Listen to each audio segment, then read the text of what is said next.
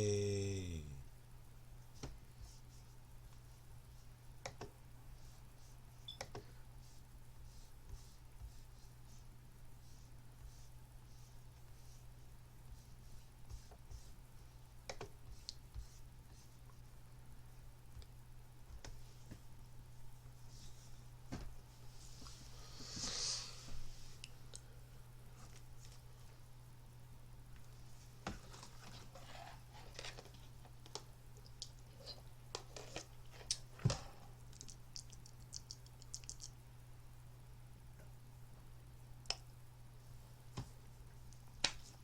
What's going on YouTube? It's your boy Shadow X Samurai, aka Steve, aka Lewis, and welcome back to the channel. Today we are watching I need my glasses, bruh. We are reacting to 4 horror stories animated. I keep watching my dog and people like to be nosy. 4 horror stories animated. This is freak. Who is this by again?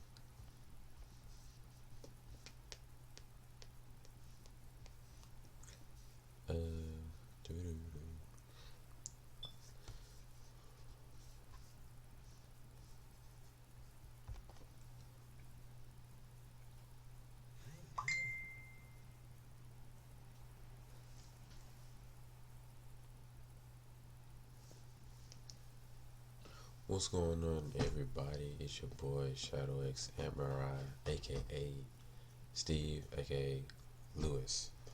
Today we are reacting to 4 horror stories animated.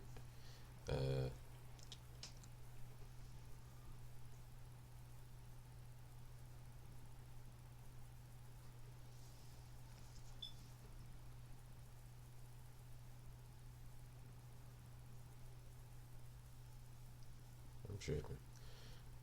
What was I on about?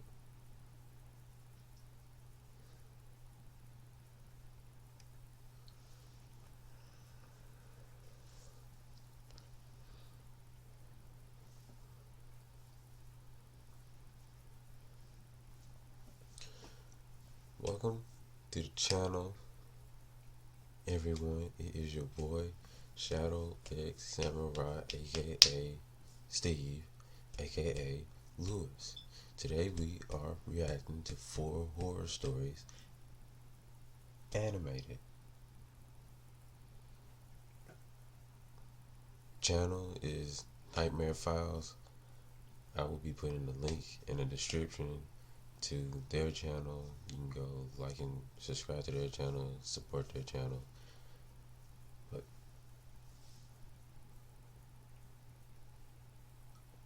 other than that, let's get into the video.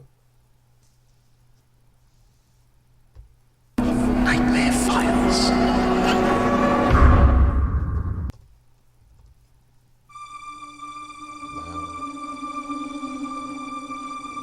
Short party. Shoot, tell me a horror story. Oh, he's a This story is told from a female perspective. It happened to me a couple of months ago. I was on a dating app called Tinder. I matched with this one guy that I found attractive. He had a clean shaven head and was more appealing compared to the other guys on the app. His profile said he was the same age as me, 25. The bio in his profile was intriguing. It read, "I am the most versatile person you will ever meet. I compare myself to a chameleon because I like to be different and spontaneous, randomly. You should join me."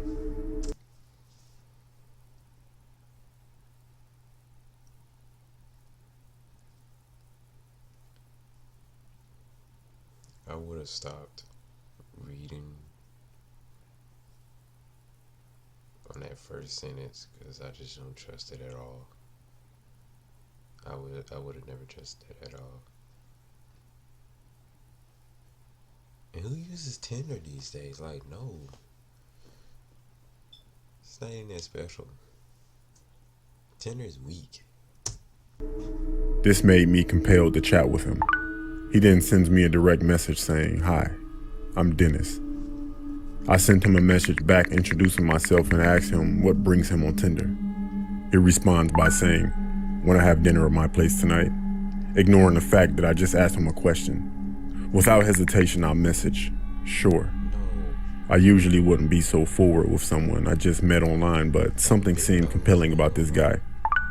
He then sent me his address and mentioned that he'll be inviting a few friends. I messaged him back saying, "Okay," and waited till then. Later that night, I drove to his address and arrived at his front door. As soon as I'm about to knock on the front door, it opens, with Dennis staring dead at me. He had a blank expression on his face and didn't say a word. I found this very, very bizarre and creepy. About 10 seconds later, he says hi, then leans over to give me a hug. He tells me to come inside and I stupidly go inside. As we arrive inside, I sit on the couch and Dennis immediately asks me if I want anything to drink. I tell him water, please. He then tells me that Patricia only drinks tea. I was confused by who he was referring to. I asked him who Patricia was. He then tells me that she is one of his friends that he invited over. I tell him okay. Then he proceeds to get me some tea in his kitchen. A couple of minutes.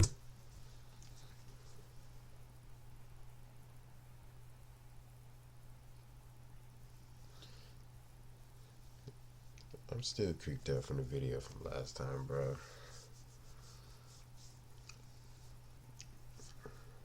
Pass and the most bizarre thing happens.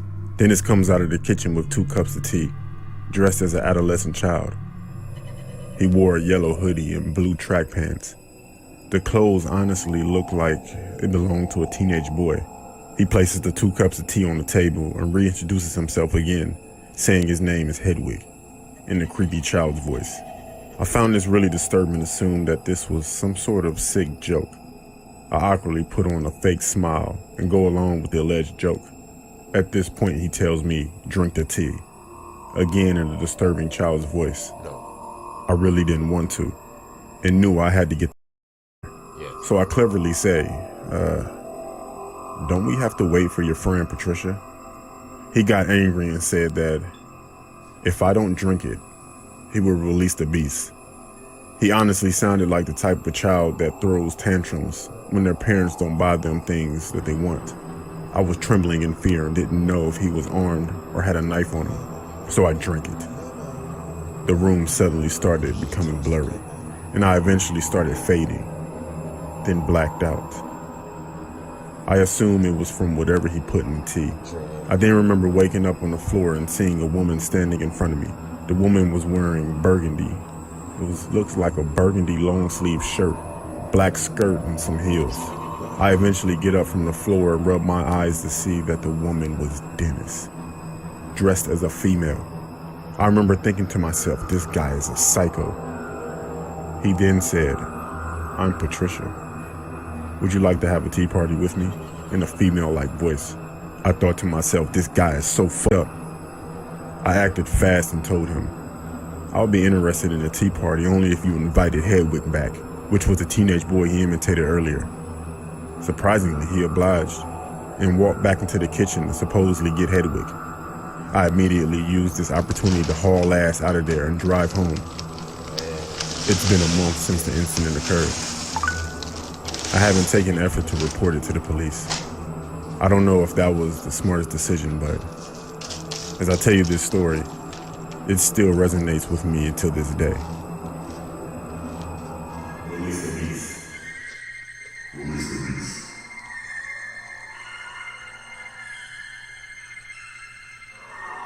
Oh, calm down.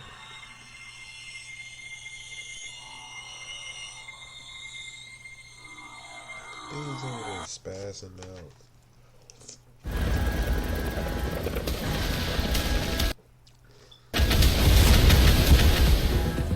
Where you going? That's why you don't do online dating.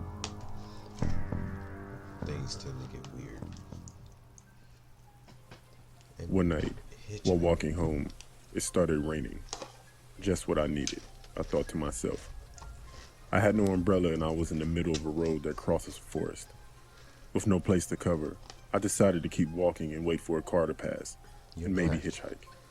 Black people don't do Around that. 10 minutes later, I started listening to a car approaching from behind.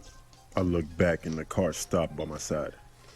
Slowly, the car window opens, and I could see a man inside. It was dark, so I couldn't see his face. This man ain't black. You hear a car pulling up, and it just slowly pulls up. Just that's the sign of run. Don't matter where you at. Run.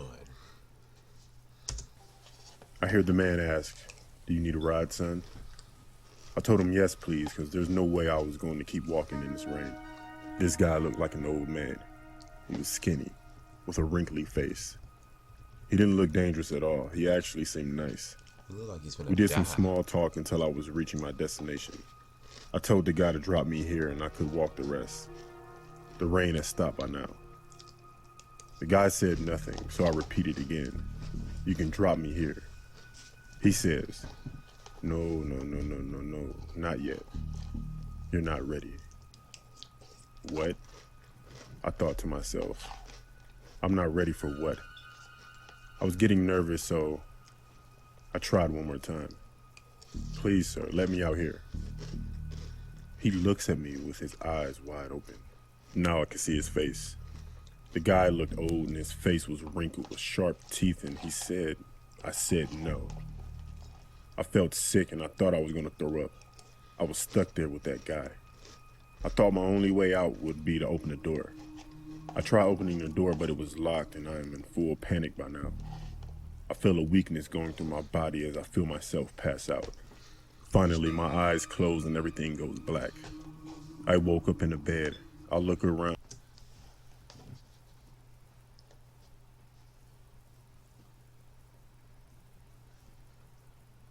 What?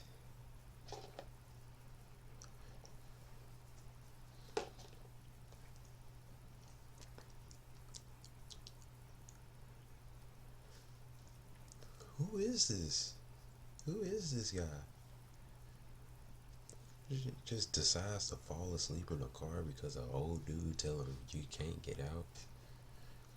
When you can literally just pull the lock and pull the handle and just hop up. And continue the video. And it looks like a shack. The place looks trashed and smells terrible.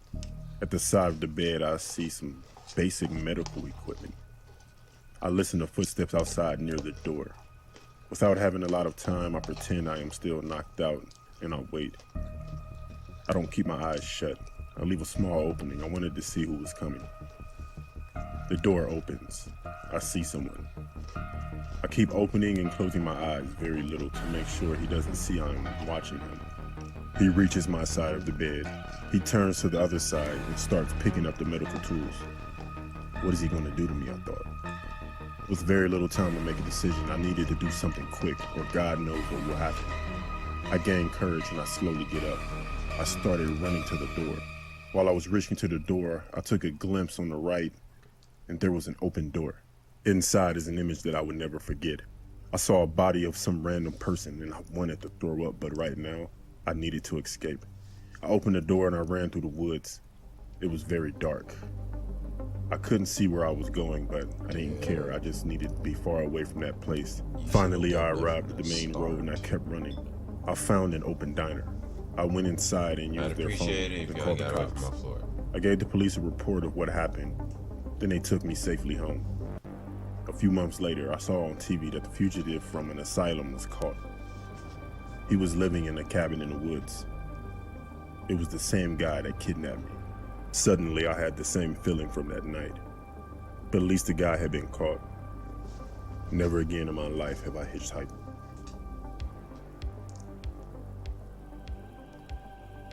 That's why I got my own car. I don't need to hitchhike. My little Yoda, it be gone. But if it ever break down, I'ma be walking. Cause I will not be hitching no rides. Cause I'm not like that guy. Nigga, dude is slow. I think we've been through 2.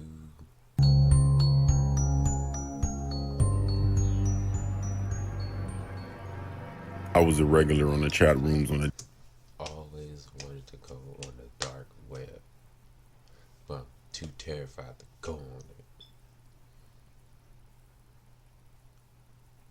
It's like my thoughts on it is like back and forth. So like, I don't know.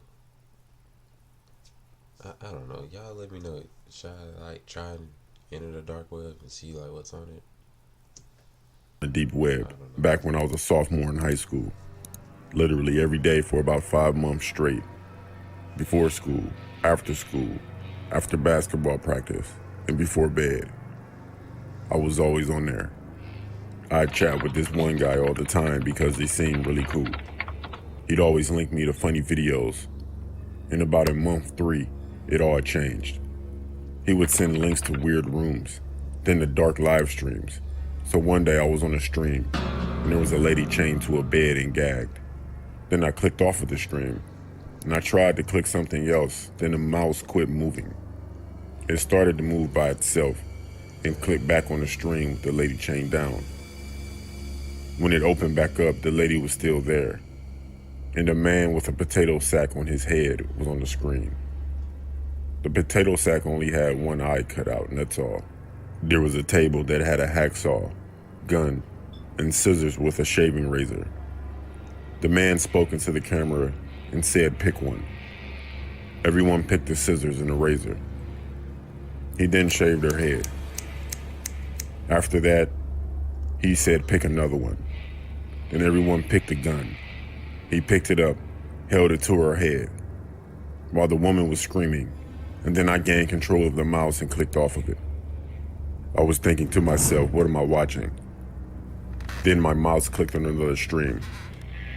It was the same man with a barrel with what looked like boiling water in it. I tried gaining control of the mouse, but I couldn't. Then I heard a different woman crying in the background. The camera then zoomed out, and on the screen I saw the barrel, a bat, and a flamethrower. Then the masked man asked which one. The chat was split between the boiling water and the flamethrower. The man then said, "I'll use both then." He rolled the crying woman into the side of the camera, turned the flamethrower on, and aimed it at the barrel. At this point, he had her chained to the wheelchair. The water in the tub was boiling out of control. She started kicking and screaming even more. The man called another guy in the room. They unchained her, picked her up, and threw her toward the barrel. The screen then went black, but I could clearly hear the woman screaming and splashing. For about 2 minutes, that's all I heard. Then it stopped. The screen then came back and it was focused on the barrel. The 2 men just stood there, staring at the camera, breathing heavily. And that woman, I don't know how to explain it, but it was a terrible sight. Then the stream ended. I closed out of everything, and I sat there in silence for a while. Honestly, that wasn't my last time on the dark web because I honestly enjoyed it. There are a lot of people out there like me, more than you think. Be careful about going on the deep or the dark web.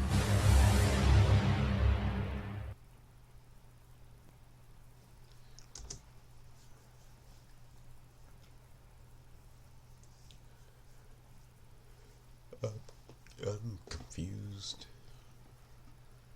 on. That was a plot twist. That was a big twist. My guy.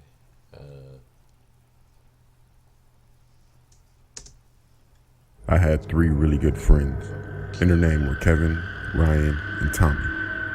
Every summer our parents would take us on a vacation. We always stayed in a remote cabin in the forest of Minnesota. The cabin was located on a large island in the middle of Lake Vermilion. Never. Eventually, when we were old enough, Our parents let us go to the cabin on our own for the first time.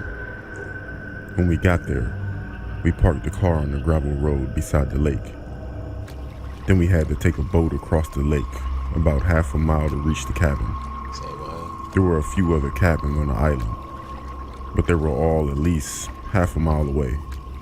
The cabin was quite small and only had a kitchen, a bathroom, and 2 bedrooms. At night, it was pitch black. There were no street lights for miles, and the only light came from the moon. There were no curtains on the windows, so when you were sleeping at night, you could see the moon shining down on the trees and the lake outside. On the 3rd night of our trip, we set up a campfire by the edge of the lake. The moon was full and the pale white glow was shimmering across the lake.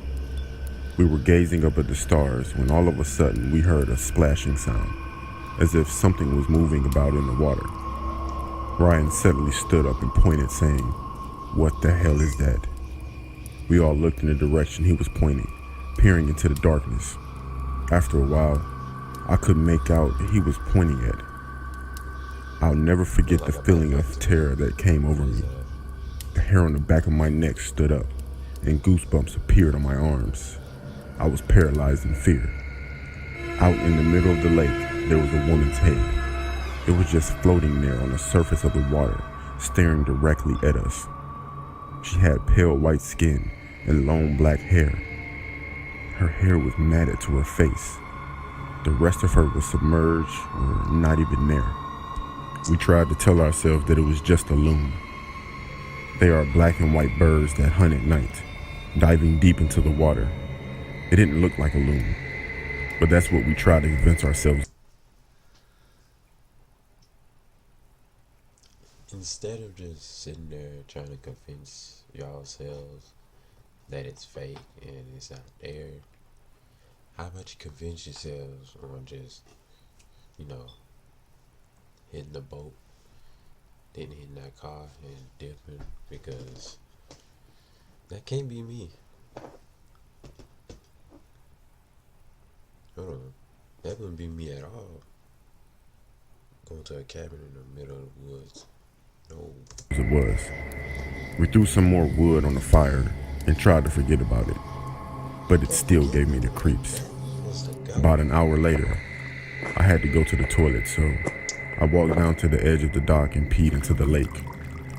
Looking out over the moonlit lake, I noticed the thing was still there, but now it was much closer. It still looked like the woman's head, and it still seemed to be staring right at me. Its face was still extremely pale, as if it hadn't been out in the sun for years, and I could easily make out some facial features, the eyes and the nose.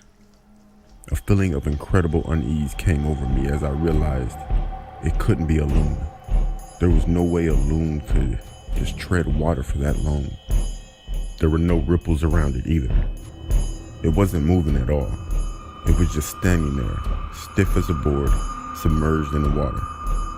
I immediately zipped up my pants and ran back up to the dock to where my friends were, sitting around the campfire. I told them what I'd seen, but none of them dared to go down to the dock to take a closer look. We tried to tell ourselves it was just a log or a tree branch, just floating out in the water. I could tell everyone else felt uneasy too. None of us really believed that.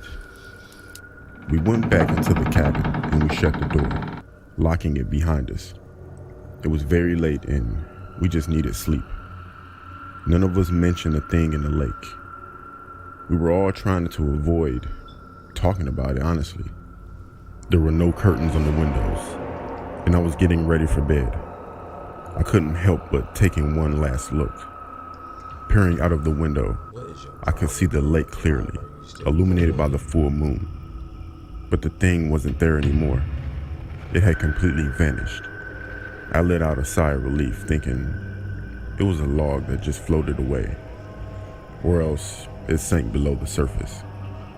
Or perhaps it had been a loon, and it finally flown away. It was very hot that night, and we had to sleep with the windows open. My friend Tommy and I slept in one bedroom, and my 2 other friends slept in the other. We left our bedroom doors open. I was finding it hard to sleep, very, very hard. It was the middle of the summer and there wasn't even a slight breeze. The heat was stifling. As I lay there, I thought I could hear someone walking around outside the cabin. I kept my eyes tightly shut and tried to tell myself it was just my imagination. It sounded like someone with bare, wet feet, pacing back and forth. I was trembling with fear, but I felt so weak I couldn't move. The footsteps, they sounded like they were walking up the steps to the cabin door. I wanted to shout out to my friends, but I was frozen in terror. Then the footsteps turned around and sounded like they were running down the steps and toward the lake. After a while, the footsteps faded away. I reached over and shook my friend Tommy. He was already awake and he claimed he had heard the footsteps as well. Just then, I was startled to see Ryan coming running into our room. When he stepped into the moonlight, I could see his face and the expression on it was very, very disturbing. He told us, "We need to leave." I asked why. "What did you hear?" He said, "Let's just go." He insisted. "Let's get to the boat and it's time to go." He wouldn't answer. He just ran back into his room. We followed him and found Kevin sitting on his bed, already packing up his things. Ryan was running around frantically grabbing his stuff and stuffing it into a bag. "What's wrong?" I demanded. "Ryan, what the hell is wrong with you? Tell us." He just stopped in his tracks and stared at me.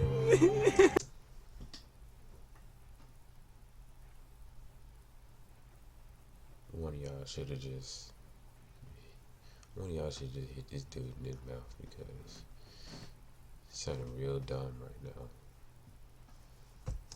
There was a haunted look in his eyes. I would never forget what he said. He told us he was turning over in his bed to get more comfortable when he suddenly saw at the top right corner of his window, someone was peeking in. As soon as he set his eyes on it, the face vanished.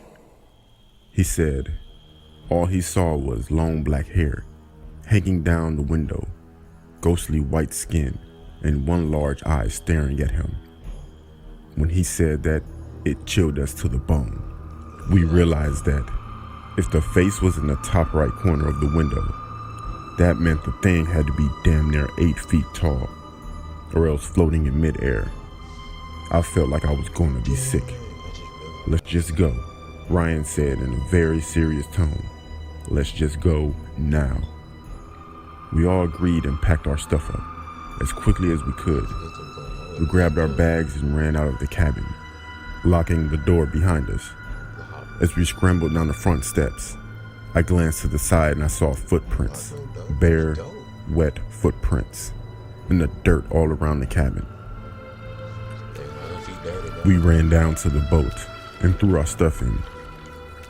We untied the boat from the dock and we sped off. I looked back over my shoulder and stared at the island, but I didn't see anything moving. However, I had the strangest feeling that someone or something was watching us. When we finally reached the other side of the lake, we tied up the boat, stuffed our backpacks in the car, and drove off.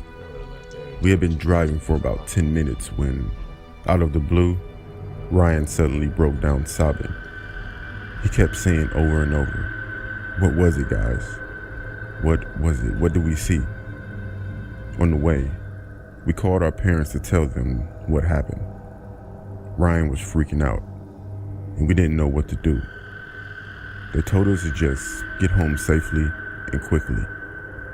My friend's dad went up to the cabin a few days later and said he saw nothing out of the ordinary.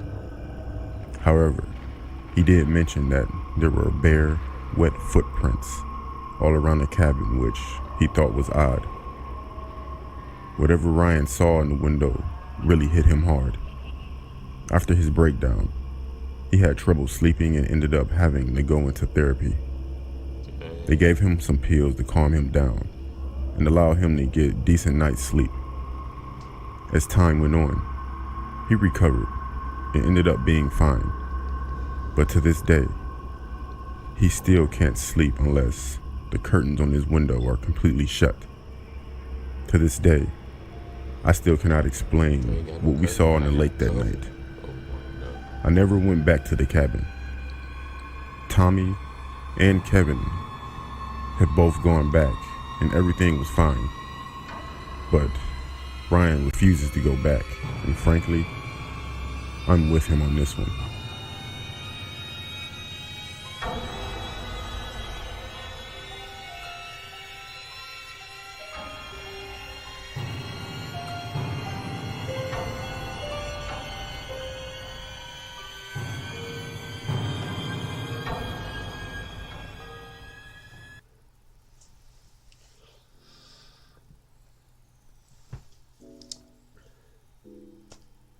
I'm just saying, you would not catch me going to a cabin in the woods. You would not catch me hitchhiking. You would not catch me on Tinder. Like all that stuff freaks me out. I don't like any of that. Nah. Stay home.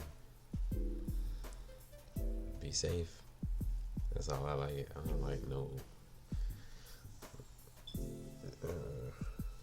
Especially cabin in the woods. That was no, not for me. My friends can do it, but I won't do that. That stuff's just weird. But those were some good stories. I'm gonna have to come back to his channel some more and do some more reactions on his horror stories. But I'm gonna be sure to put down the link to his channel if y'all wanna check it out. But other than